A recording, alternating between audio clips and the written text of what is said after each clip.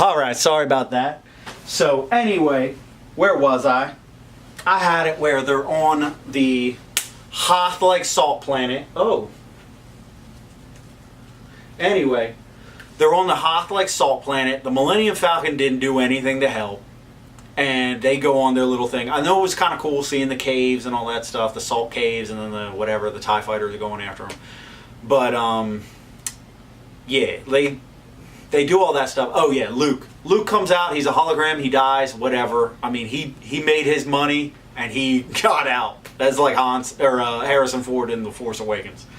So, anywho, meanwhile, while they distracted, whatever, the First Order and Kylo Ren, the rest of them went through the caves, and then, they're stuck. There's rocks there. Well, Rey's there, and at least that was one smart thing they were doing. They at least found those weird animal things coming out of the cave, so she at least knew where life was escaping.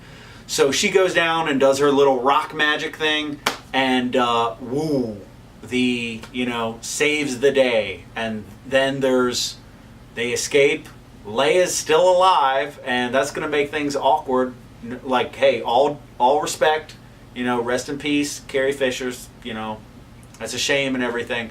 But I'm looking at it from a movie standpoint. It's just like, her character, what are you going to do? It's awkward. So, for the next film. But anyway, they go off, and then they're in their ship or whatever heading out, and there's just this weird awkward thing where there's Finn and Rose and all that stuff, and it's like a soap opera. And then you have Poe comes over to freaking Rey and is all creepy, hey, how you doing? It's like, bro, are you serious? You're gonna be hitting on her? I don't know, just ridiculous. So, and that's where the movie concludes right there. So, yeah, now that I'm done doing that, I'm just going to be real. What were you, Rian Johnson? What were you freaking thinking, man? Who wrote this? Him. He wrote it. I forget who else he wrote it, or if he wrote it with someone else. This was stupid. It was a cluster. None of this stuff, a lot of stuff just didn't make sense. A lot of the actions the characters took, militarily, there was tons of flaws there. Benicio del Toro's character and Laura Dern, they were pretty much pointless. Benicio del Toro was just, he manipulated them, and that whole plot of them trying to go into the Snoke's big B-2 bomber flagship, it didn't work out. It was just whatever.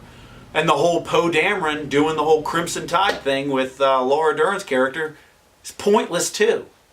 If they're supposed to be the resistance and do the right thing, they're all fighting and they can't get their crap together. It's just asinine.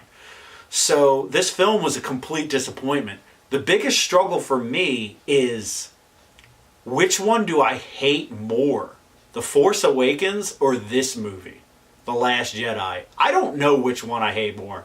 One is dumb and just rehashes the plot of A New Hope. My figures fell down. Are you kidding me? How are you going to fall down? Anyway, one's dumb and just follows that plot. The other one tries to be creative, but ends up just failing with every little thing. And it was just a huge disappointment. Now, people can say Disney this or Disney that. I'm not sure how much Disney actually has an input into what they want for these films, but Kathleen Kennedy and whoever else is working with Disney, you gotta let people make some legit art, all right? And the biggest thing is, you gotta do some stuff with the expanded universe, okay? It's so easy. It is so easy to do. The stories are already there. They're already written. So it's not hard. Just follow that timeline and people will soak it up. Your average fan of Star Wars that doesn't know anything about the details or scratches under the surface, they're going to still enjoy it because it's awesome. So I don't know what the risk is. I don't really get it at all. Okay? In my humble opinion, you should have gone with the whole thing with Luke. Should have been dedicated, done done the Jedi Temple, had those new Jedi. He should have trained, the twins with Jason and Jaina Solo. You change their names, whatever you want to do. Ben, you could change it to Ben. I don't care. You could have still have gone that way, and there still could have been Jedi around. Instead, you made them all extinct. And I almost forgot. Let me make sure there's not anything else I need to criticize. But one of the biggest things is after Rey leaves, they have the scene with Yoda, and he shows up as the Force Ghost, and Luke's like, I need to burn the Jedi tree and the Jedi books. Whoa! And so he does that, and Yoda shows up, and he frickin' burns them. And it's like, are you serious? Yoda, who spent 800 to 900 years in the Jedi, being a Jedi, doing the Jedi Temple thing, being a Grand Master of the Jedi. This dude who had committed his life to this. He's just going to burn it all away? Are you freaking kidding me? I understand the whole thing with learn from your mistakes and all that other cool stuff, but are you freaking kidding me? You're just going to burn all that away? Like, it just was super frustrating. I know Mark Hamill has expressed that he was extremely disappointed with how that story ended up. Yeah, you're right, because Luke pretty much just looks like a filth ball. This old miserly dude that did nothing. He did nothing when Han Solo was killed, did nothing for his sister. Like, he's trash. And I've read somewhere that people are like, this is Mark Hamill's strongest performance. Yeah, maybe his strongest performance since Return of the Jedi, because it's trash. Okay, and that's not true. His performance in, Jay and Silent Bob, Strike Back, whatever, that thing, it was better than that. So he was better than that. It was trash. So, thank God this movie was so terrible. I'm definitely, unless I hear otherwise with the third film, which J.J. Abrams, he's going to ruin that. What can you do? What can you do from here? Snoke's dead. Your main villain, Kylo Ren, you're really going to believe he's going to take charge of the First Order? This dude that, smashes his helmet, safety first. He can't even abide by that and smashes his helmet. Just ridiculous. You never find out what the details with Snoke was. This dude isn't powerful at all. And I read somewhere they're like, oh, Snoke's going to be the most powerful. No, he's a clown. And he's an idiot. So it was stupid. Stupid. So, let's see. I'm going to go through, make sure there's nothing else going on. I think that pretty much covers it. But yeah, big disappointment.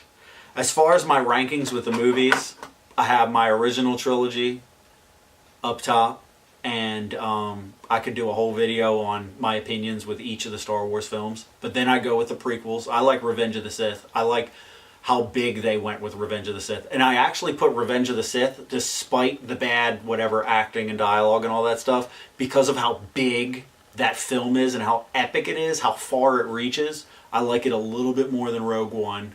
Rogue One, I have a little bit of a beef with the very ending. Like, how are you going to have Darth Vader see the ship? Alright?